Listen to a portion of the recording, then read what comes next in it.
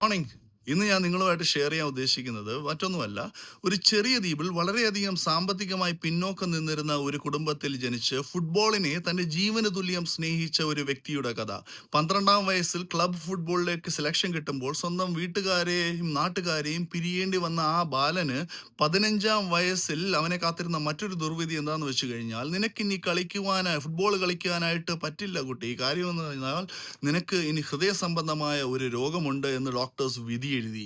പക്ഷേ അതും അവനെ തളർത്തിയില്ല. ആ ഒരു രോഗത്തെയും മറികടന്നുകൊണ്ട് അവൻ തിരിച്ച് ഫുട്ബോൾ കളത്തിലേക്ക് വരുമ്പോൾ അവനെ കാത്തിരുന്നത് നിരവധി ഫുട്ബോൾ ക്ലബ്ബുകളുടെ ഓഫേഴ്സാണ്. ആ ക്ലബ്ബുകൾക്ക് വേണ്ടി കളിക്കുകയും കിരീടങ്ങൾ കരസ്ഥമാക്കുകയും റെക്കോർഡുകൾ തിരുത്തുകയും ചെയ്തു. ഇന്ന് 41-ാം വയസ്സിലും സ്വന്തം രാജ്യത്തിനെ പ്രതിനിധാനം ചെയ്തുകൊണ്ട് CR7 എന്ന ജേഴ്സി അണിഞ്ഞിറങ്ങുന്ന ആ ഒരു വ്യക്തിയെ നിങ്ങൾക്കെല്ലാവർക്കും അറിയാം, ക്രിസ്ത്യാനോ റൊണാൾഡോ.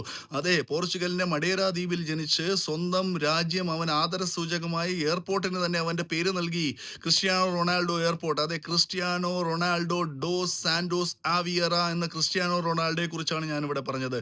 ക്രിസ്ത്യാനോ റൊണാൾഡോയുടെ ജീവിതം നമ്മളെ പഠിപ്പിക്കുന്ന മറ്റൊന്നുമല്ല, നിങ്ങളുടെ യാഥാർത്ഥ്യത്തിൽ നിന്നും നിങ്ങളുടെ സ്വപ്നത്തിലേക്കുള്ള ദൂരം നിശ്ചയിക്കുന്നത് നിങ്ങളുടെ ദൃഢനിശ്ചയമാണ്, നിങ്ങളുടെ കഠിനാധ്വാനമാണ് എന്നാണ്.